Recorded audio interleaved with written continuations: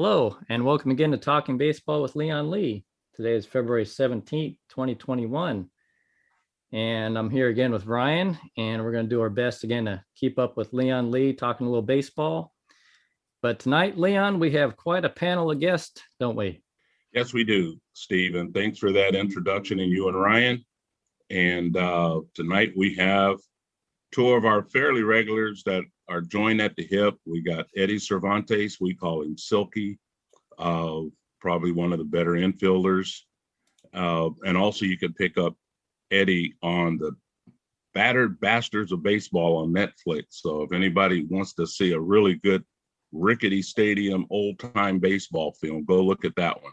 There you go. Eddie's in that. And then we got my other alumni. He's in Japan, we call him the Kohai. There's a younger coming out of the same high school at Grant Union High School. We got Ricky Jordan, ex-Major League superstar from the Philadelphia Phillies and the California Angels, Seattle Mariners, I'm sorry. And just an exceptional friend of mine and a great baseball mind. And also tonight we have a very special guest who I've known forever. One of the hardest working behind the plate catching instructor, done wonders with kids as far as catching information and full of energy. And we're going to talk some catching tonight with Matt Ceriani.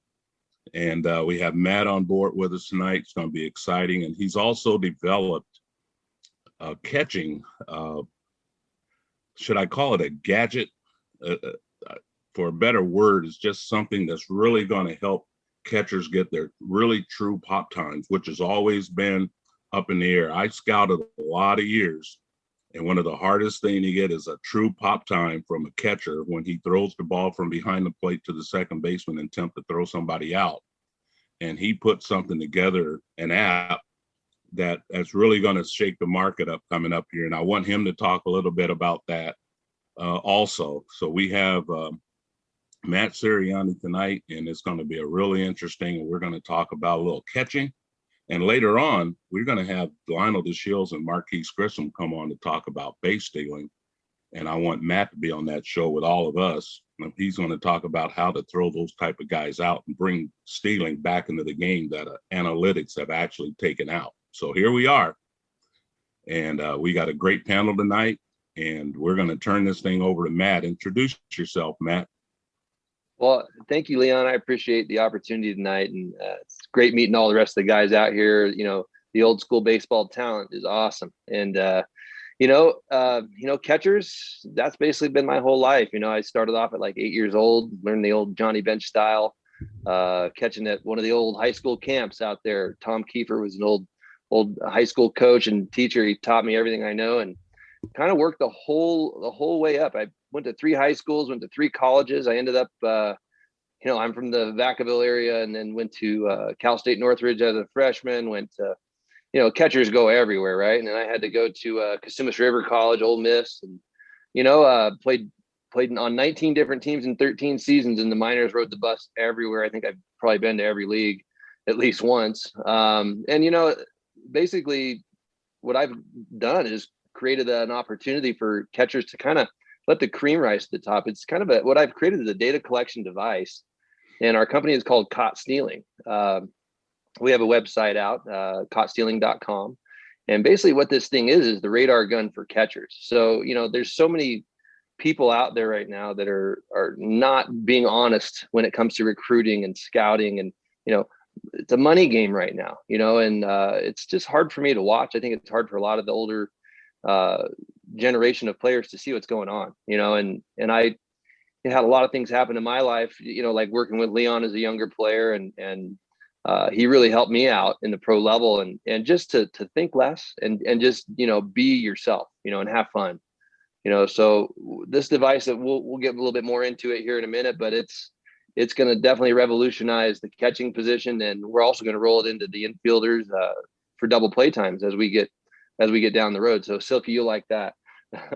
But it's as far as me, I'm a grinder, man. I'm a lifer just like the rest of us. And, this opportunity has been great. So I appreciate it. Throw any questions at me you want. Well, I was going to, after I introduce, I always let Eddie and Ricky and you're going to be under scrutiny with Eddie and Ricky now. You got some real baseball minds here. So, but I also wanted to give Eddie a chance to, they always talk a little bit ahead of time, get in there, and then you're going to be under pressure. And Steve always comes through with some great questions for us. So, and Rhino. So, and Rhino should have been a catcher. He was a terrible shortstop. But no, I'm just teasing. Look at Rhino. I got you squirming in your seat. But I know. But no, I'm just teasing. But Eddie was a base stealer too, and me and Ricky, we didn't worry about stealing bases. We drove the base stealers in, right, Ricky? That was it. That's what we get paid for. Yeah, that's right. So well, Eddie, Leon, go ahead, Eddie. Thanks for introducing me as a base stealer. Probably, and I stole a few bases, but a lot of my steals came out from a guy who was in front of me, stealing third while I'm on first. I'm getting the tail end of a double steal. Hey, wait a minute. Now, Matt, tell you, if a guy at second gets a great jump, he'll nail the back guy. Trying to steal. That's right. Then neither of them count for a stolen base. All you got to do is get one of them. Otherwise, it's a twofer. If they both are safe, then you got two stolen bases on one play. That's as bad as it gets. Oh, that's no good. Yeah. What do you say, Ricky? No, I was just saying, what Matt said, as far as ABC baseball and the old school stuff. I like his thought process about that, because in today's games, I don't like to harp on them too much. These young kids they're fortunate to be playing in this era and making what they're making. And I don't like to hate on anybody, but you watch the catchers in today's games, they're real lazy back there. I mean, pass balls get by these guys so easy, right. Man. You got pitchers out there. Pitchers don't like bouncing balls with guys on third base. They can't make that good pitch because they don't have confidence in their catcher blocking that baseball back there, So I just like Matt's attitude about it. You got to be dirty and get down in there and be willing to put the work in to succeed at this game.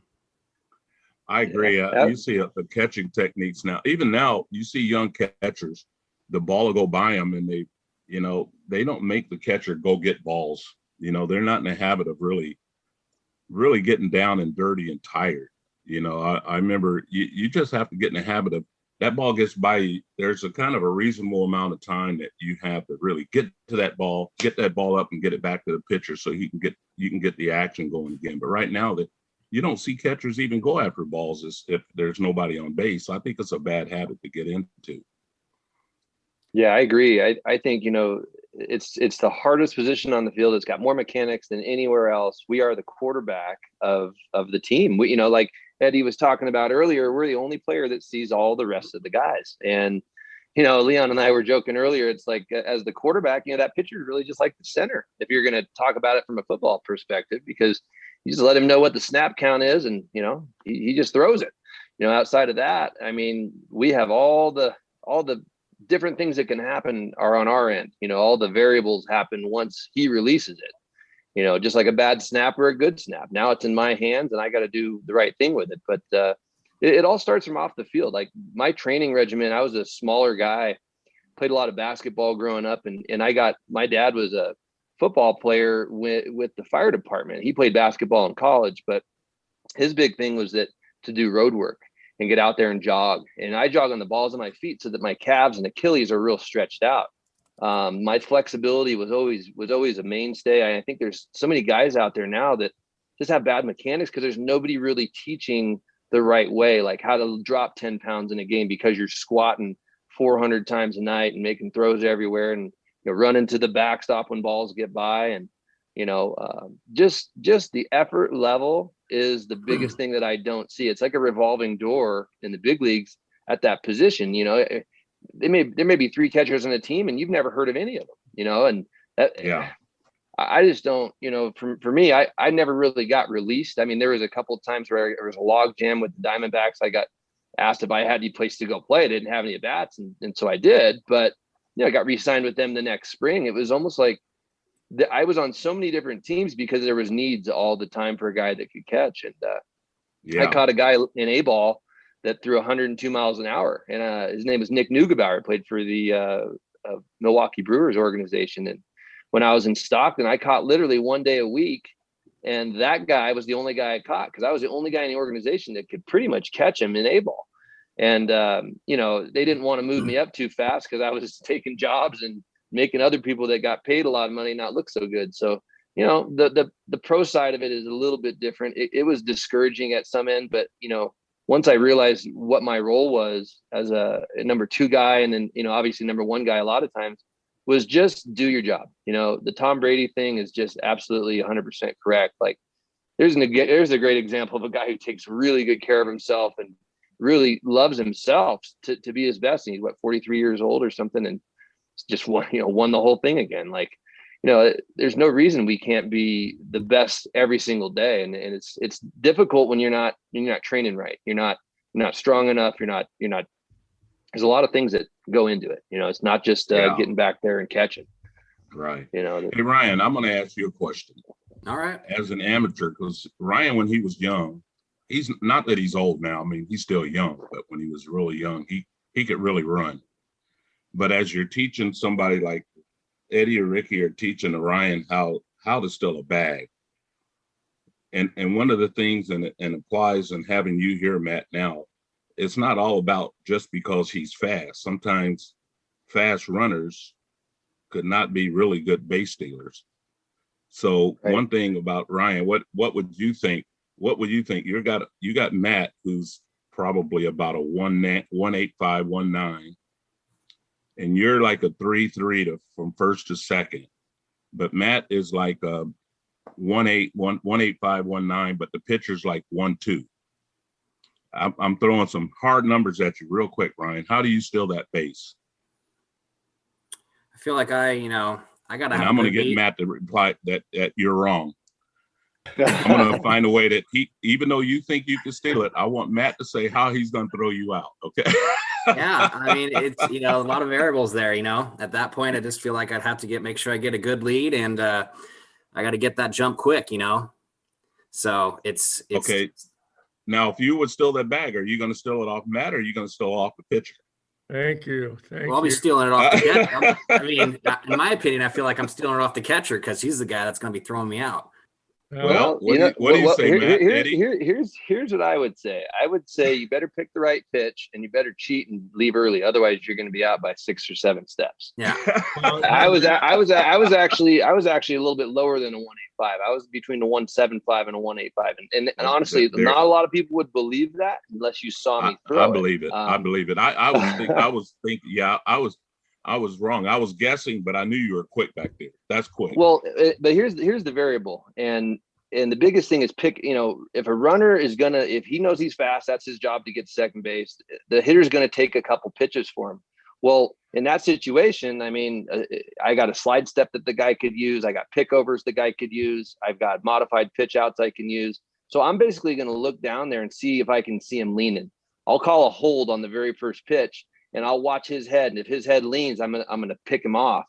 And then I'll see if he shortens his lead. If he doesn't, I'll slide step, do a modified pitch out, and he'll be out. I mean, but the biggest thing is if he can pick out a breaking ball or an off-speed pitch to go on, he's going to have a really good chance to make me reach for a ball, and my time's not going to be a 175 or 185 on that pitch. See, a lot of these showcases now, these guys are side saddled, hugged up to the plate, stepping out in front. They would have been hitting the head with a bat. And, those are the only 1.9s you're seeing, and in my case, like if you're going to try to steal a bag on me, I know you're going to steal. I think you're going to, I think good base stealers and even bad base stealers are going to run every single pitch.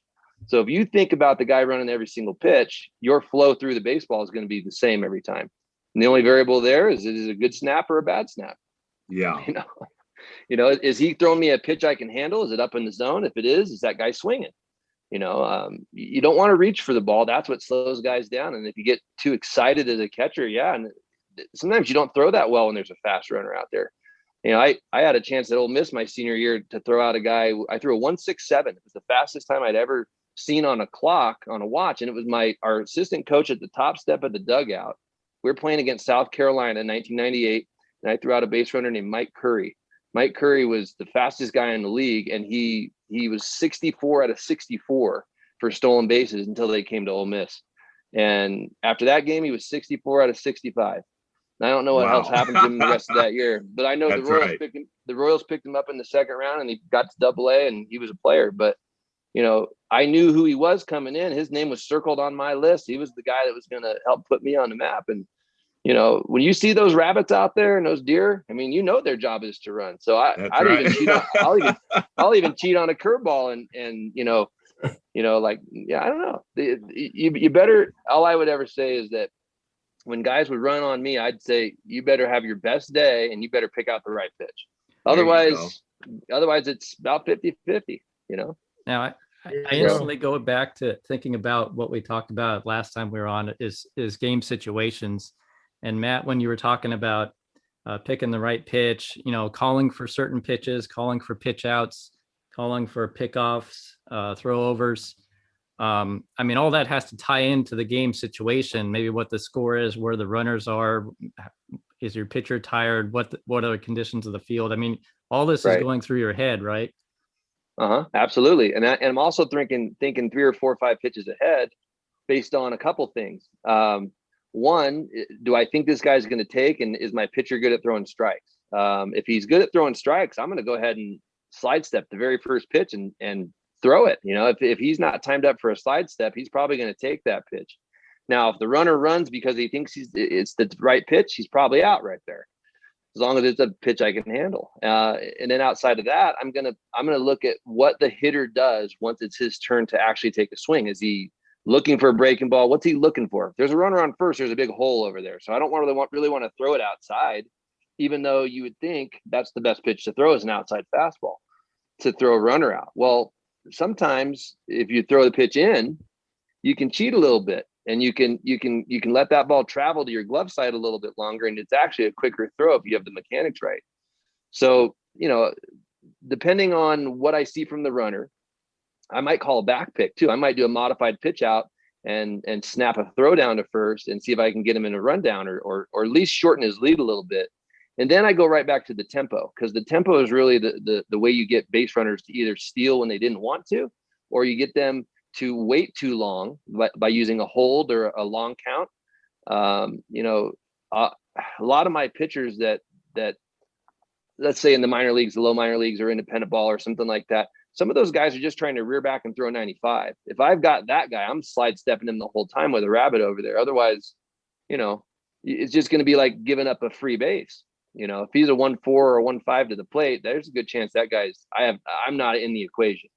Because there's been so many times where I'll throw a 1-8 or a 1-8-5 on a decent pitch, and the guy's sliding in, easily safe. And now is that on me? I mean, yeah, it counts against me, but it's not really anything I even worry about. All I can do is catch it, get it out clean, and throw it. Outside of that, like if the receiver's not there, I can't do anything about it. If there was a miscommunication, I can't do anything about that.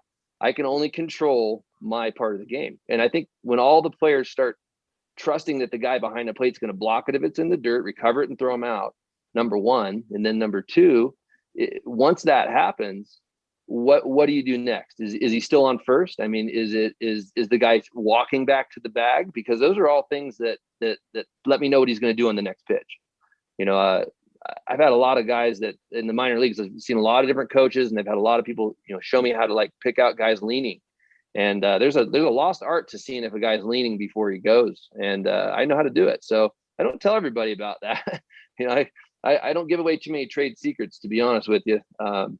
But there's definitely a way to do it. Like if you don't know what you're doing, it's going to be a stolen base. Like a guy like Ryan that's that fast, he's going to steal, I don't know, 8 out of 10 probably, right, Ryan? Something like that. And if you're that kind of speed, but when you come up against a guy that's got a reputation as a thrower like I was, then a lot of times those guys were either trying to cheat and get a big lead and go early, and that might be your only chance. And if that's the case, I'll tip my hat to you, because if I see that big lead, I'm probably going to throw over 3 or 4 times, give you a hold of, and a couple of different things.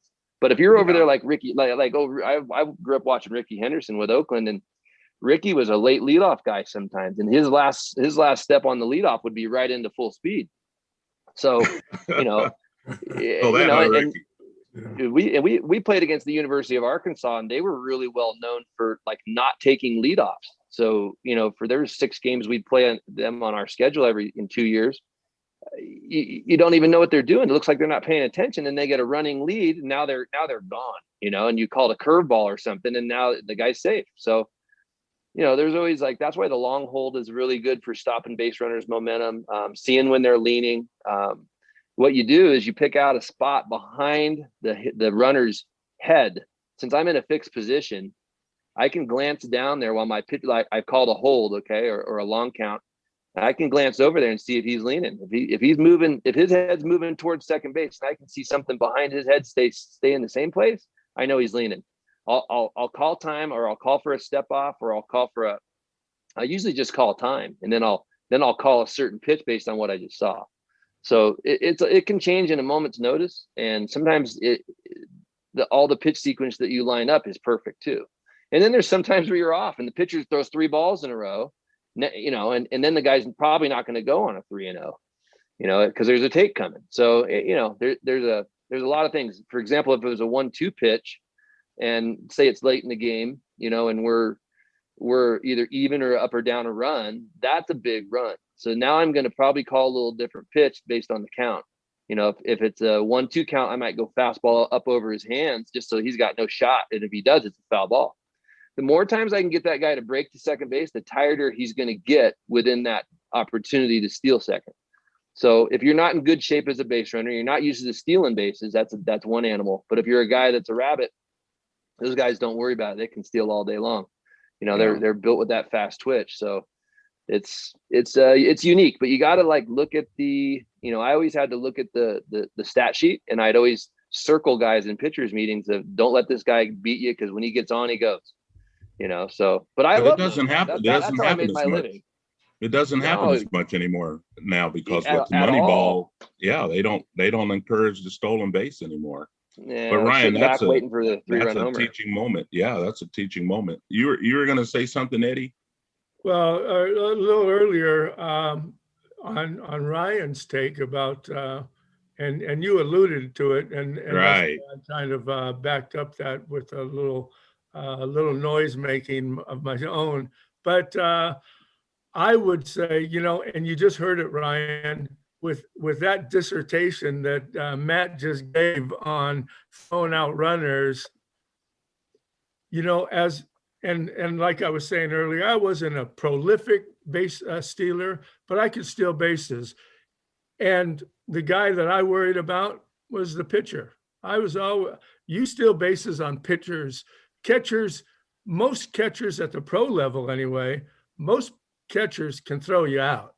They're good enough. There's going to be a divide. There's going to be a difference with some catchers from one to the next. Some are better than others at it, but for the most part, it starts in the dugout by reading that pitcher, watching his moves, watching what he his tendencies are with a runner on base. What does he do? Sometimes it's a count. You know, so you're working the pitcher more than the catcher, and if you've got a guy like Matt behind the plate, you're probably not even. You're looking at the pitcher, but you're not looking at stealing. Is the bottom line? Yeah, you're not looking at running. Yeah, that makes sense. You know, to beat the catcher, you got to steal off the pitcher. That makes more sense now. Well, you know, there's a basic thing, and you guys can attest to this. One thing we used to use, like guys that I grew up with, like Lou Brock, some of the guys, the veteran guys ahead of me, they took notes on the pitcher. They never took notes on the catcher. But there's one basic thing. If you saw a pitcher, and you don't need a clock after you've seen these guys a while, you see a pitcher that has a little bit of a higher kick. He's maybe a 1.3, 1.4. You get a catcher that's average around 1.9, 2 flat. You do the math. You know, if you've done all your work and you've gotten your time from a basic lead to hit second base and 3.3, and now you get a pitcher that's 1.3 and a 1.4 and a catcher that's 2 flat, I mean, that's 3-4, 3-5. So a 3-5 can't throw out a 3-3 no matter which way you look at it, right? No Math chance. doesn't but now if you got pretty much equal time, now you start taking notes on pitchers' habits. Like Matt said earlier, guy leans a little bit, he might have his head high, you pick up certain habits. Ricky used to always tell me, watch, some pitchers would move their elbows up before they took off. As soon as their elbows moved, he was gone. Some runners look at heels, pitchers' heels. If it's left heel comes up, things like that they could key on, but they had to give themselves, if it was equal time, if you're a 3-3 and there's a combination 3-2, 3-3 between the battery, the catcher and the pitcher, you got to give yourself some kind of advantage, but you still can't make them stop you from running. You agree, Ricky? Yeah, I agree. I mean, in the minor leagues, I think high A ball when I played, I stole 26 bags one year in Clearwater. Yeah, but the thing is, it was like Matt said, it was all off pitchers and counts. I ran off counts, and my lead never varied. I always had the same lead. There you go. Every time, and it wasn't a big lead. It was halfway out there, and I never changed anything because, as Matt knows, as a catcher, and in the dugout, they see you moving one way and then leaning out this other way, they're going to pick up on that. I just went out same way every time, ready to go, but I got a running lead every time, basically. They never thought I was going to steal, and I stole, but I ran a lot on the count. When I see breaking balls and change-up situations, I ran, and I actually didn't get thrown out that much. And everybody was like, how are you stealing these bases? I go, I'm just being smart. I'm running off smart. The catcher. That's it. I agree. Because the catchers, most of them can throw very well at that level. They're going to throw you out, most of them. And as Matt's side of it, with the pop down he's got, I mean, he's going to get you pretty much every time. You might make it 8 out of 10. You might make it 2 out of the 10 times. I mean, other than that, you got no chance. Right. I agree. And even to piggyback on what Ricky's saying right there, the guys like that didn't, I bet you didn't lean either. I bet you're not a lean guy. There's no way. So I'm not going to be able to pick up like any sort of extra read off a guy that's, let's call him an average runner, but I had a teammate with Milwaukee, Jeff Pickler, coming up, and Pick's coach in the big leagues now, but he told me, he goes, if you get one stolen base a week, that's 25 bags at the end of the year. He goes, just pick your time, like on a Thursday, when you're up 6-3 in the fourth and the guy's not paying attention to you. He goes, that's when you get your 1 bag a week. One bag a week. Yes. And I tell you what, I took that mentality with me to my second year of rookie ball in Helena, Montana, and I got 8 bags that year and I didn't get thrown out. And it was all what Ricky just said. It was all picking the right time in the game, not looking like you're a rabbit. Look like you're slow or whatever. Exactly. Or just look like you always do. Those are the guys that, like, for me, I even guys like that I would pay attention to, because like I said earlier, I always thought with a guy on, every single pitch he's going to run, and with that mentality, it's exhausting. I'll say that, it's exhausting. But if you don't do that, there's so many guys that just sneak that base in there, and you're like, man, I missed it. It's my fault for not being ready, or calling, or if he's in a breaking ball count, that's the other thing. Like, a good runner is going to go if there's no outs or 1 out and there's a 0-2, 1-2 count. It's a pretty good breaking ball, pretty good chance you're going to get an off speed. Well, that's exactly when you want to go. That's exactly the time. So let me ask you a question, Matt, real quick. Me and Ricky, we're playing first base, and you got a left-hand hitter up, which is makes it a little blind for a catcher. So we have to be, if a runner's taking off, we really have to be more verbal per se, and letting the catcher know that he's gone. When the pitcher delivers home and that runner's going, he's gone, there he goes. That helps. Is it for the sake of, say, catcher, is it actually more difficult to throw a runner out or react to a runner running when there's a left-hand hitter up, or there's something peripheral, or there's something that happens, there's something that you could pick it up? That's definitely a thing. Again, if you're always thinking that he's going, but you'll get that anticipation. However, when your focus goes to catching the ball or making a play on the ball, and then all of a sudden he's a lot further than you thought, that little momentary lapse in concentration or focus on the runner might make you like reach for the ball too quick or not be in a perfect position to receive that ball. Whereas if you got that peripheral wide open, you see him the whole time and you tell yourself, relax, wait, just wait for the ball. But if you're, I don't know, that's pretty much the big thing there is being focused and expecting him to run every single time. When he doesn't run, I always felt surprised. Yeah. And that was kind of the way I combated left-handed hitters, because, the other thing I always do is sometimes if I'm setting up inside on the lefty, I can peek over there behind him before that guy comes set. And I'll look, has he got a bigger lead this time? Does he look like he's going? But I had to use every little piece of information that was available to make the right decision. With the lefty up, it's definitely harder, because if that pitch is more inside, you're more likely to rush him, or if he falls across the plate, he's got it right to the batter's box. There's all sorts of rules that you can't just throw the ball and hit the guy and expect to get an interference call.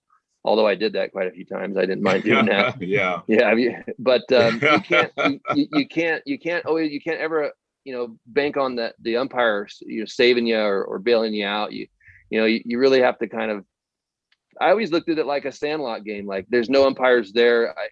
If he steals a bag on me, it's like, he got me. I don't like that. I never liked guys getting me. I remember, a guy like, I grew up playing with Jermaine Clark, who's from Vacaville, played at, a few different teams in the big leagues. Oh yeah, no, Jermaine. Yeah. Yeah. He's a heck of a base runner and base stealer and all that, but he's a rabbit. Everybody knows he's going. And, I remember playing a Legion game against him in Vacaville out at Keating Park, and back in the, early 90s. And I knew he was going. And I called the pitch to throw him out, and the pitcher was slow, and he got in like basically a foot or so ahead of me. And then he tried to steal third, and I got him because I knew he was trying to get both on me. We were buddies, so they'll try to double up. Yeah. Yeah, exactly. I'll tell you that.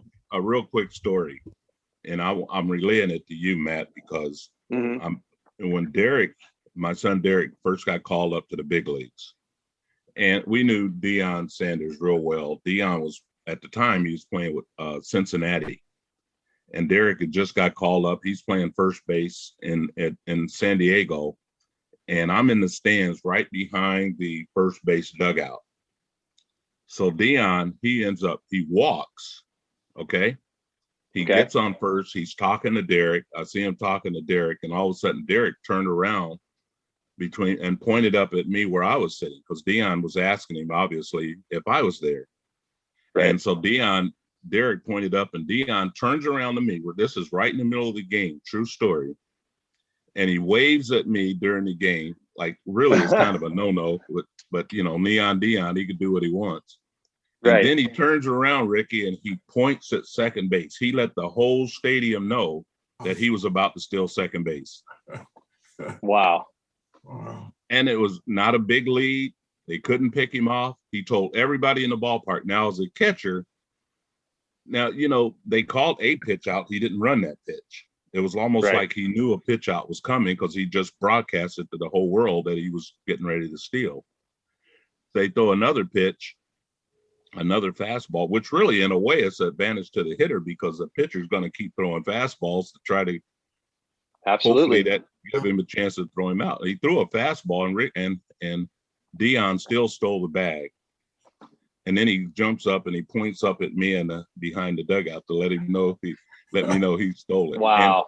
It was awesome. The most entertaining thing. That's what baseball's about to me. But the point is, you as a catcher, to me, that catcher just, I don't know, he didn't rise to the occasion. It's almost like he's challenging you, and you're going like, hey, you know what the Bible says? The Bible says, thou shalt not steal. Right. That's right. And it's sort of like, go ahead, it's me and you, buddy. But it didn't seem like the catcher for San Diego, and I can't remember who it was, just like he was kind of nonchalant, and Deion stole it easy. I mean, that would seem like he just told the whole world, no, you're not going to do that on me, right? Right.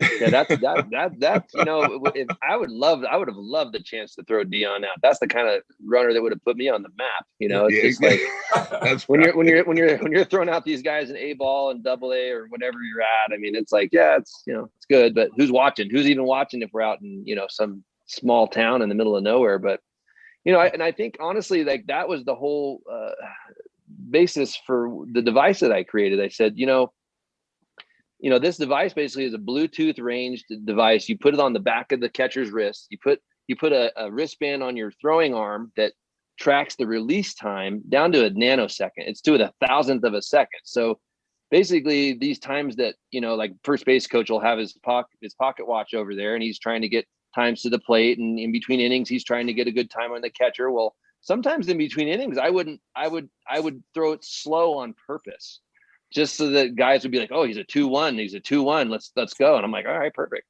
Otherwise there's times where I knew if there's a good base stealing team or they're a good team, I'd throw my 1-8 in between innings. And now they're going, oh, wait, I don't think we're going to run today. And you can shut down a running game without even having to make a throw in the game. And honestly, I think the three most exciting plays in baseball are the steal of second, the triple, and the play at the plate. Those are my three most exciting plays. And those plays are all out of the way now. There's nobody really hitting triples. There's nobody stealing bags. Nobody's going first to third. Yeah. How there's no reason you can't have a guy with 75 stolen bases or 90 stolen bases. The Vince Coleman's of those guys, they need to come back. And so what I've created with this device also is a platform to find athletes from other sports and get them involved in baseball. We're going to have what's called the Caught Stealing Throwing League for off season. And what this is no hitters. It's a pitcher and a catcher, an infielder and a first baseman, and then a runner for the other team. Keep track. It's a 5-inning game. It's pitch count. You've got to throw 3 fastballs and 2 breaking balls within 5 pitches to steal. And you keep track and you throw guys out. You back pick, it's a point. You get a ball in the dirt, throw out, it's a 1.5. Throw out a guy regular, it's 1 point. You steal a base, it's a point. So we're going to do this online virtual stuff with it because you can't cheat the technology. It's got a distance locator in it that gets it down to an inch. So basically it'll show you the exact distance your ball traveled. It'll show you how fast it went, and it'll show you the release time and pop time, all of it on a platform that you can recruit yourself to anywhere. You have a private profile, and if your number is the low number for the day, you're number 1 on the list on the leaderboard. Anybody that comes and checks it out is going to be able to email you or text you or get a hold of you or see where you're playing next summer. Or if you're a travel ball kid and you're looking to go play a tournament in Florida, these guest players, it's crazy. I can't believe I have kids that are 12, 13 getting flown out to Florida to play in these tournaments. It's amazing the amount of money people are spending on it. These big showcase camps where they're spending over $2,000 to get 4 times that aren't even right. And how are you supposed to recruit yourself when you get to a college and you're a 2-1 or a 2-2 and the coach think you said you're a 185, you're a 1.9. Well, I know for a fact that 185s and 1.9s don't grow on trees because you have to be really either mechanically perfect, a stud athlete, or just kind of all of that. You have to know what you're doing to throw that quick. So this is going to really revolutionize what's going to happen. Franchisable. It's going to be able to go international. We're going to do it all over the world, and it's all about taking the lie out of the game, the honesty. That thou shalt not steal. Well, don't lie either, because that's even worse than stealing. You know what I mean? So I'm really excited. It's been 5 years in production. We spent a lot of money on it. I put everything I've had into it. Our family's been big in supporting, what I've done. And now that I'm bringing it to the major league teams, nobody can wait to see it. It's to the point where we couldn't keep the cat in the bag any longer. And we had the good article come out on sportstechie.com, which was awesome. And Tom Friend, who's a syndicated ESPN writer. Yeah. Tom Friend wrote a great article about us. And, it was derived because I had a back injury where I herniated the disc and I was on my back for 6 months. And I need a platform to help teach kids to make my living. That's what I do. I'm a professional coach now, but I teach only private instruction. So I couldn't get out there to do it. And now with this opportunity coming together, actually coming from that thought, it actually turned into it was an idea from a thought that turned into reality. And it was like a manifestation project, which is what really has happened. But it's been years and years and years of being the best at what I felt I was one of the best around. And I think guys that saw me play would agree. There weren't many people that I thought outplayed me. Of course, I didn't get to the big leagues for any extended period of time. I mean, got to catch one game in the World Baseball Classic, but we played the Dominican Republic. And I mean, that was a different level of baseball. And I tell you, when I got into that game, and I felt like I belonged. But when I saw Jose Reyes at first base, I was like, oh boy, here we go. You asked for it, here it is. So, but it was fun. Well, Matt, Yeah. I got a question for you to go back to what you were saying, about you were saying the some of the most exciting plays that aren't really around anymore. You mentioned the play at the plate. What's your opinion? Remember that was, I don't know how many years back it was, but when that whole thing happened with Buster Posey getting injured and then they made that new rule. How do you feel about that? Right. Well, I mean, I have a herniated disc in my back. I've still got a cracked vertebrae at C6, so I'm okay with it. Yeah. I've been in some career-ending, and I was in a career-ending collision. Several of them. I had 7 or 8 collisions. I got in a collision in Visalia that I still don't remember the week after it, because Matt Howe, Art Howe's son, was playing for the A's in Visalia. We had a fly ball to right field, and I'm blocking the plate. It was a double play. The throw came in from right. It was a perfect throw. We had him out by 6 or 8 feet. And since I knew he was trying to take my head off, I actually went after him. And we had an epic collision where I got a concussion and I was out for the next 7 days. So, I didn't, the only reason we did that was because it was either kill or be killed. And I was always taught as a player, when you're running into a situation, and I played at 225, 230 pounds, I was strong. And so I wasn't worried about getting hurt if somebody hit me. I just wasn't going to let somebody take a cheap shot at me. And that's kind of what, growing up, you play Legion ball, you get all the way Legion ball, and it's the first time you can actually hit a catcher. It's kind of fun. You're like, oh, I want to nail that guy. Well, being on the back end of that, I always tried to stay away. I tried to stay off the plate. And if the ball wasn't there, I'm not going to give you a shot to take me out. My perspective was this: if there's a play, I'll get locked in and I'll catch the ball first, and then do your best to me. I'm going to make the out. But if I have a chance to get out of harm's way and keep playing the rest of the game, and tomorrow and the next day and the next day, I remember Ricky mentioned the old Wally Pitt thing from the other day. I mean, yeah, I didn't want somebody else getting in there. I only got in there 2, 3 times a week sometimes. So sometimes once a week. I wasn't going to let somebody hurt me. But at the same time, I think the rule is good. I think it's going to save a lot of guys' careers, but I also think it makes guys a little bit less alert. On that play you're speaking about with Buster, I mean, Buster kind of got rushed up to the big leagues a little bit, and I don't know that a lot of guys kind of wanted to put their mark on him. And I don't know that his foot was in the right position for that. Like, you're supposed to have that foot down the line so you don't get that ankle crumpled in the knee. But that was like a technique thing that I saw. He was a young catcher, and Buster has had a great career. I mean, not the biggest guy, and that guy that came through there was a big dude and just rolled him up. And I think it took something like one of the best players in the game to have a major injury like that to change it. And that seems like that's the way the world goes, and that's the way things are. But I'm personally glad they changed the rule, because that was one thing that you go out there every single day. It could be your last day. It could be like, I've had several concussions. I've had 4 or 5 concussions. And it's all from being hit at home plate. So I'm okay with it being gone. Yeah, Leon, can I chime in on that? Yeah. As a middle infielder, I liken that play at home plate with the steal at second base, and this is my take on it, and I like the rule also, because what it does is it forces the catcher, a good catcher, playing by that rule, has to move into the field of play. He has to move out in front of the plate as he addresses the throw coming in.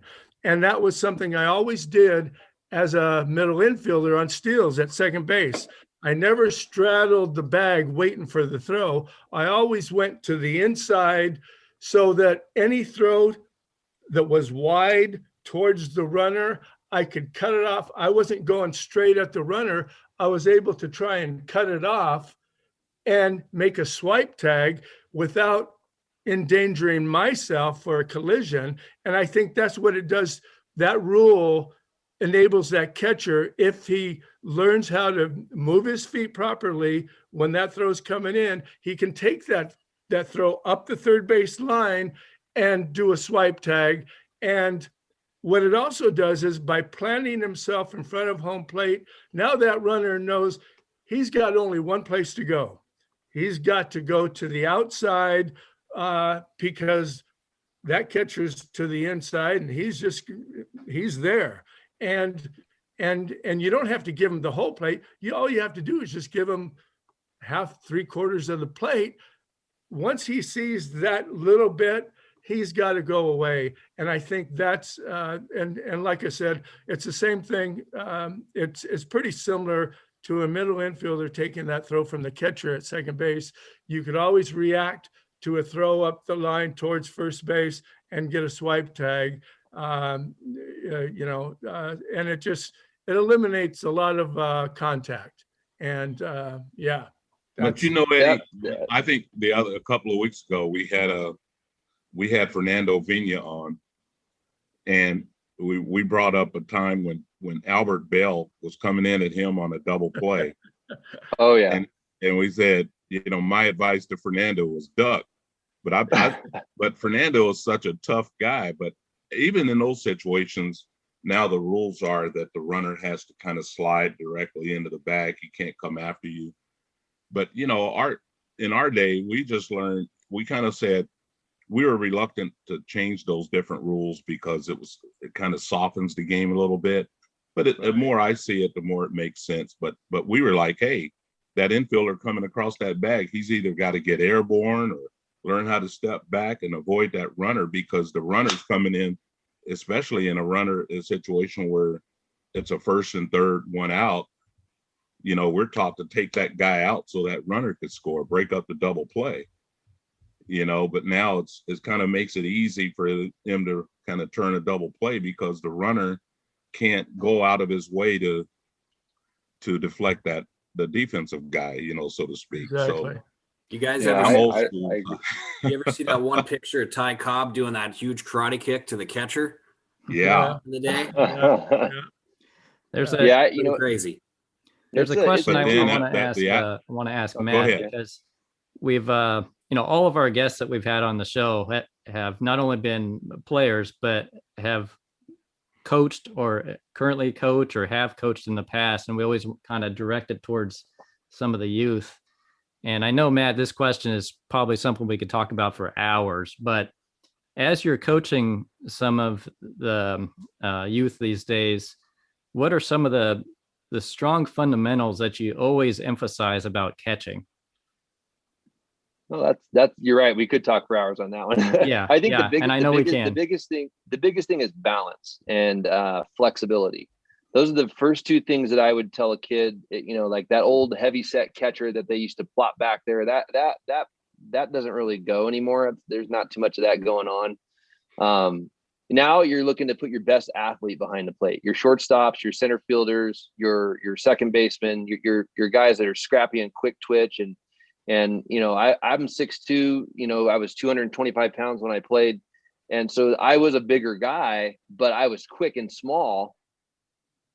I remember Guy Dubetz, who's past a sad passing, but Guy was the scout with the Astros that watched me a lot. And he told me, he saw me play at Sac City one day, and he goes, man, when I get up next to you, you really blow up. You're a lot bigger than I thought. He goes, you get so small on the field that I thought you were like 5'9" or 5'10". I go, no, man, I'm not 5'10". But the biggest thing was being fundamentally sound from an early age. So when I get catchers at 8, 9, 10, 11, 12 even, they've got the sky's the limit. All my kids that stick with me go to college. Every single one of them have played in college that wanted to play college ball, because I teach them the fundamentals of using their legs properly. I have a physiology degree, so I've been able to teach biomechanics, which is another reason that I came out with the device, because I teach biomechanics, and it's actually, once you learn how to do it right, it's all about athleticism, core strength. You got to have strong hands. Like I dig in the rice bucket all the time. I had a coach tell me that early on, bucket of rice, dig your hands down in there 30 times a night. And I have super strong hands, and that really helps to keep the ball in the strike zone. It also helps to be relaxed and be loose so that you're not all pent up and tight back there for different things. One thing I was going to bring in earlier was when you do give a little space at the home plate for the tag, a couple of things happen. First of all, if I always teach my players, my catchers, give that guy the whole plate. And the one reason, there's a couple reasons. The first one is is I say, if that guy hits you and you're off of the plate, there's going to be a fight. And so don't worry about that. Everybody will have your back. But if you're on that plate, then you're asking to get hit. So be aware of where you are in the field. And that way, if somebody goes out of their way to hit you, that's personal. Like that never really happened to me because I always gave room. And so with that said, I never really got hit without expecting it.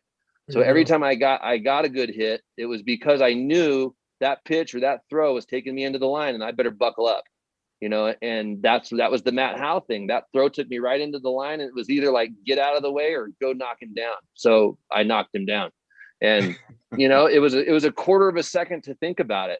So you don't really have much time. And the other thing I really like about standing off the plate is I teach what's called a decoy tag, where you stand straight up and you give bad body language, like the ball got dropped or something, and then boom, tag him out. I've seen so many runners stop running because they think the play is going somewhere else. Well, that's just a byproduct of stepping off the plate. The ball's in the air, man. I'm just looking around like it was the guy dropped it. So, one of those little bitty things that I teach all my guys, like, Cole Elvis out at Cal Berkeley and Austin Elder over at St. Mary's, these are two studs that, these guys are going to be pro guys because they do all the little things right. They've been with me. Austin's been with me since he was 8 years old, and Cole, I've converted him as a third baseman from Vacaville High School. And he throws the ball in the low 90s.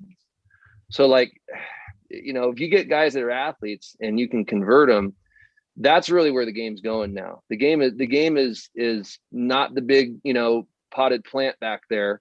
It's the athlete. It's the guy that can catch and throw. You can block and recover. You can catch 7 days a week. You can't have, like Leon and I were talking earlier today, like you playing out in Little Rock, Arkansas, or you're playing, in Oxford, Mississippi, or one of these Alexandria, Louisiana, some of these places I've played, you go through 10 pounds a night of water weight. It's crazy. It's absolutely crazy. So if you're not built for that from the off season and from the training aspect, you're not going to want to catch. You're going to get beat up all night. So it's like you have to sell out your entire being to be a great catcher. You really do. It has to be, and these guys that are getting converted in the big leagues, look, the big league guys are easy to catch. Try catching rookie ball guys from the Dominican that don't speak the same language as you, that throw 97 and then tell him to mix in a slide step. They don't really care. That's not what they're there for. So, hey, Matt, yeah, I've got a quick mechanics question that probably be good for kids learning. And you're seeing it a lot with catchers and the commentators in those games they seem to be going along with it. Talk to me about framing pitches as opposed to pulling pitches, because what I'm seeing a lot, I see catchers pulling pitches that really make them look bad as far as, and the commentators are making the comment like, oh, they're thinking that the umpire is making his decision on the pull or after the catch when he's already made his decision, because he holds his call off for a second to make sure he has what he saw as it's crossing the plate or missing the plate, whatever it is. There's a hesitation in his call, and the commentators are acting like they're reacting to the pull of the pitch. Now, go ahead and discuss a little bit framing as opposed to pulling pitches. Yeah, that's definitely a big thing that I'm seeing a lot of too. And it drives me crazy, makes me sick to my stomach watching these guys jerk balls around the strike zone, because you're supposed to be trying to make the umpire's job easier. Exactly. And when and I think a lot of it stemmed from the inability of coaches across the board to not be able to teach the proper stance. Proper stance will allow your hands to stay a little deeper in the strike zone. When you see these guys stretched out, what happens is you see it, and the entire arm is stretched out. When the entire arm is stretched out, there's a lot of body weight. And basically a 90-mile-an-hour pitch is going to tug your hand back. But if your hands are closer to your chest, then you can actually reach towards the ball a little bit instead of already being extended. When you're extended already, now you're gonna carry every single pitch. So instead of fixing the mechanics, what guys have done is taught this awful set of mechanics where they're pulling balls off of the ground and trying to jerk them up into the strike zone. You know what happens? And I saw this in the playoffs. Maybe you guys will remember. In the playoffs, you get the best umpires. And with the best umpires, they're being graded on where the pitch is in the strike zone. And once this automatic strike zone thing, whatever that's going to be, who knows about that? I'm not a big fan of that either. I think a lot of I think a lot of the rapport between a catcher and an umpire is what makes that pitcher's tempo good. It gets him to 2 or 3 ball lengths off the plate.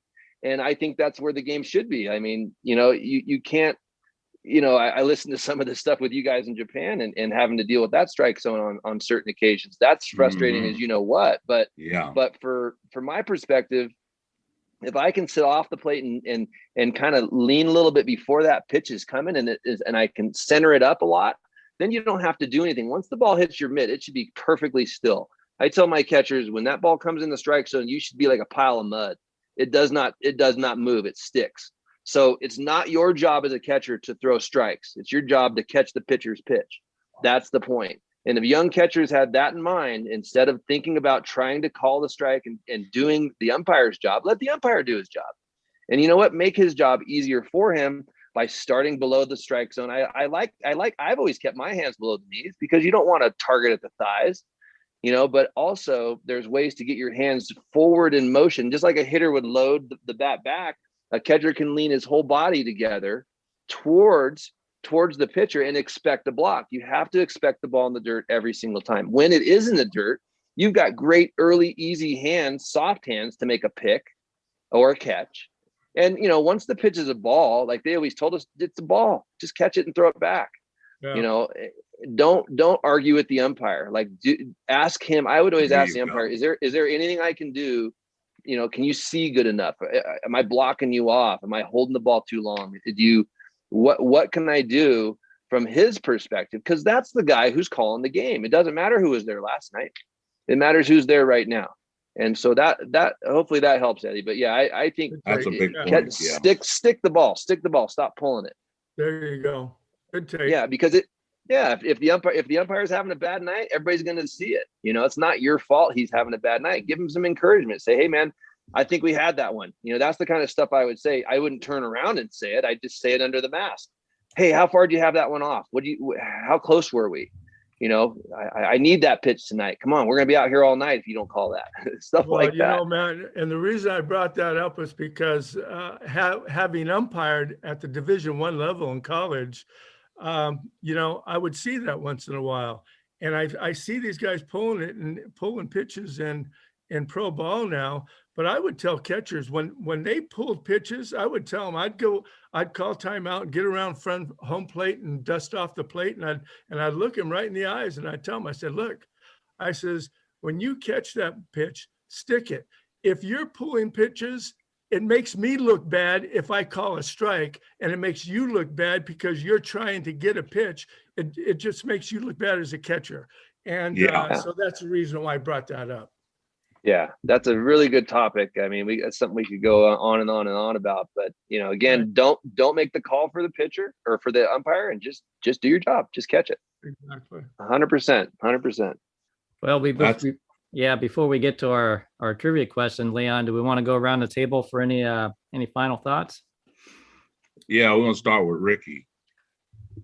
Oh, okay. Yeah, no, just piggybacking on what Matt, I'm loving his angle at the game. I mean, because the old school catchers, Socha and all them, they did dirty stuff, man. I mean, they didn't try to backhand stuff in the dirt. They moved their legs and shuffle out and block balls, you know what I mean? And I think if that's what Matt's teaching today, I love that, you know what I mean? Because you got so many players in today's game. I mean, they stab at balls in dirt, balls get by them. I just hate to see it, you know what I mean? Because to me, I'm so old school with the game, taught ABC baseball, you know what I mean? And I don't like to see laziness anywhere on the field at any position, you know what I mean? I like to see hustling on and off the field and acting like you belong there, but you're also privileged to get the opportunity to be there, you know what I mean? So that's just my take on it. As far as kids, today, just go out, have fun, be aggressive out there, you know what I mean? And love the game, love to play the game. And don't be so much routinish, robotish, for the coaches giving you all the robot stuff. Play the game and understand the game a little bit yourself. Yeah. Eddie? Yeah, I'll just, you know what, 2 comments that Matt made. One, he made the comments on every pitch, expecting that pitcher, that runner to run, so that he maintains focus. That's very important. And then expecting that ball in the dirt. It's like an infielder at the base. Expect a bad throw all the time, and you'll be prepared for it. That the good throw is easy to catch, and Matt made those comments on both of those, and I think those are very good learning techniques or things to remember for young players.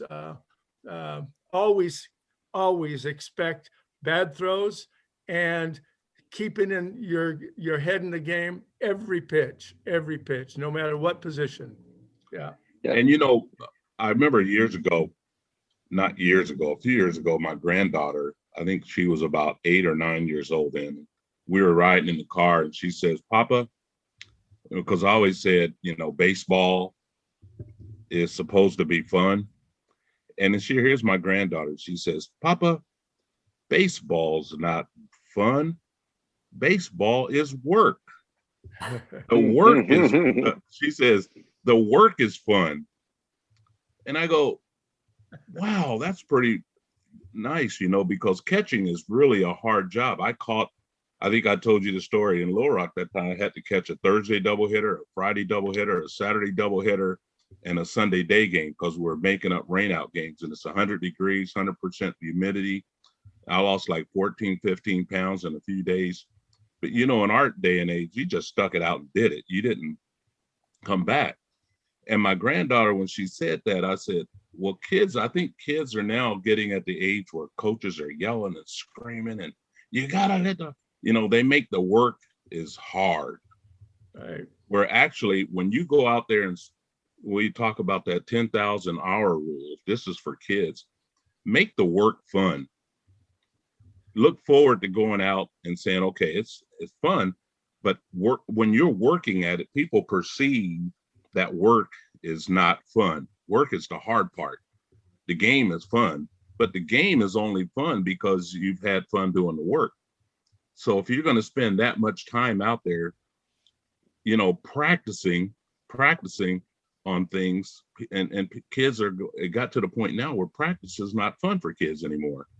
So if we some kind of way make practice fun, make the work fun, and the kids are going to get better at what they do, but they're not being allowed to, catchers are looking in the dugout, getting signs from the coach. Yes, coach, look at his wristband, get the sign, hand it out, and they become robots. So you don't see that nice flow from catchers. So we look at catchers are the general of the field, but they're really not because the coach is telling the catcher everything to do. And to me, to get out of these podcasts and having a person like you, Matt, we talk about catching, and for Ryan and some of the questions, and we want to, catchers have to really, like you said, they have to think 3 or 4 or 5 pitches ahead, but they're not being allowed to. And so I would like to see young players now learn things on their own away from the field, study the game, become a student of the game, be a reactive catcher, and learn how to work with a pitcher individually instead of just calling pitches that the coach tell them to. Absolutely. If I had to give 4 little pieces of advice, I would say to a catcher who's struggling. First of all, breathe. Second of all, relax. And then something my scout Matt Stewart from Napa College taught me was try easier. Don't try harder. That doesn't do anything for you. Try easier and have fun. Those are your 4 right there. There you go. That's perfect. Anything that happens to you that you haven't seen is a learning experience. Don't judge yourself on being good or bad, right or wrong. That has no place in the game because the game is in the moment. And if you let the moment pass by and you didn't learn anything from it, you're not going to be around for too long. See, the little things that I put together, I remembered, and that's why I have rules for everything. When I teach catching, I have rules like keep your butt below the height of the catch. That way, you're never off balance. That way, if the ball goes over your head at 95 miles an hour, you can jump all the body length up and catch the ball. People ask, how do you block the ball and catch the ball over your head at the same time? I go, well, you have to prepare for both, and your legs only move one way, out and up. So, and that's 17 years of experience if you count college talking about it, and that was the only position I really played, because that's the only I couldn't run very fast. So like, if you can't run, you got to be able to lean side to side and block the ball. I never worried about getting hit. So, those are 4 little keys that I think will help any young catcher or advanced catcher too.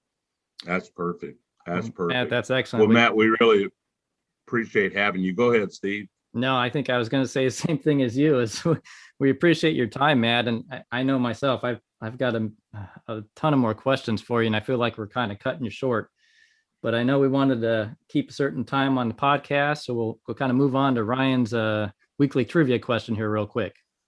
All righty. So speaking of catching, let's go to catching trivia. Uh-oh. Who are the only 2 catchers to record a 200 hit season? The only 2 catchers to record 200 hit season. Oh, I would say, okay, there you go. Who? Thurman Munson, is that a possibility? Oh, he couldn't hit water if he fell out of a boat. I'm gonna take a guess and say Mauer. No, unfortunately, that's a good one though. If I had to, my first guess would be Pudge Rodriguez. Pudge Rodriguez. No, not him. What? Either. Wow. No. Johnny Bench? Johnny No. Bench. No. What if we go way back is there a fella by the name of Bill Dickey? Bill Dickey. Yeah, but it's not him either. Wow. You guys will know when I tell you the names. Yogi Berra. No. I know it wasn't not Carlton Fisk. Mm-mm. Did Mike Piazza get 200? He's one of them. Yeah. All right. Piazza, there you go. That's a good one. Yeah, Good call. Good call, Matt. Dodger. Yeah. It takes a catcher to know a catcher. Yeah. Yeah, he was an old teammate of mine. He's a great guy. Yeah. So Piazza, and there's one other. Is he in the Hall of Fame, Ryan? He is in the Hall of Fame. Hall of Famer. Not Roy Campanella. No. Johnny Roseboro. No. What team is he from? What team is he from, Ryan? What team did he play for? Actually, I may not know that one. I'd have to think about it. But let's put it this way: he's in the Hall of Fame, but not necessarily for being a player. Oh. Okay. Maybe a manager too. Was it Joe Torre? Not Joe Torre. Joe Torre. Joe Wow. Torre. Oh man, he had a 200 hit season. Yeah. Wow. Joe Awesome. Torre? Wow. Oh, with St. Louis, but he got 200 hits as a third baseman. Yeah, he played third base and also He caught, but he was more known as a third baseman. That was a trick question, right? But you see, it was a good question because our resident catcher got both answers. Yeah. There you go. There you go. I'm locked I'm in never on going to something. invite you again, Matt. No. I was just gonna say I'll come back on anytime you want. Yeah. Anytime. I love talking. No, but catching. for you guys, good. Before we go off, we got a really good connection for Matt Steen going international because SSK in Japan has already taken a huge interest in his product. I went through a connection and people that know me over there, and you're in the last stages of production on your product, right? In a couple of weeks, we're going to have that phone call. Correct. Absolutely. We're going to test down with the major league players next week, and we should have all the programming and coding all, situated and done. And we're just going to see what people think and make some final adjustments, and then we'll be going to market. So hopefully by late April, early May. William has already had Okabe do the NDA, the non-disclosure, and he's Awesome. waiting on that time, and he can set up that phone call, and you guys are on Perfect. your way. Yeah. Well, that's outstanding, and I really appreciate that connection too, Leon. That's really awesome, and we really are. This is about the kids. This is about getting the truth out there and getting the cream to rise to the top, and letting kids that really deserve an opportunity get that opportunity. We have a nonprofit foundation that we're going to be able to. Players can donate to this, and people can donate to it, which will get these underprivileged kids an opportunity to strap one of these things on and come to our camps and really, you know, set the bar level finally for catchers, because we need help back there. You know, we need to create a better brand all across the board, girls and guys, softball, baseball, everything, and just make it to where it's the way it was, and it's no longer a hole back there. Those guys are listening. They're going to listen to this podcast in Japan, and we have some good people looking. I wanted to help market this, but I wanted to talk about catching, because I was on a podcast Zoom call the other night with Robert Whiting. Kind of surprised him. He's the one who wrote the chrysanthemum in the bat. We started talking. One of the sports writers was saying how many catchers they're trying to develop in Japan now, such a shortage, but everybody's carrying so many catchers now. But now more knowledge doing these kind of podcasts and talking about catching and things that they do, you'll get more of these kids listening and talking about catching and trying to get opportunities even to come over here and play and get more play time, because in Japan, they, as a young minor leaguer, even they're under contract, they can't get a lot of play time. You know, the minor leagues are loaded with 67. It's like Eddie and Ricky, when we go to rookie ball, you got about 80 guys in rookie ball, but at least you're fighting your way out of rookie ball to go to A ball. But over there, it's just one minor league team with 80 guys trying to find a way to get to the big league club, you know? So they're looking for ways to get more kids over here to play, especially like I told you earlier, these catchers, they'll be sending these catchers over here, not only there, but from Taiwan and Korea and China too. Yep. So Yep. Well, it's a great opportunity, even for our podcast. You know, people start listening. We want to market it to get more people over there listening to our podcast and what we're doing. And actually it might be good to get a couple of these guys on the podcast too, you know, to talk a little bit about Japanese baseball. Yeah. Well, Leon, but anyway, Steve, I think we're about an hour 20. Yeah, we're probably pretty deep into it tonight. So yeah, I want to again thank Matt and you, Leon, and Ryan and Ricky and Eddie.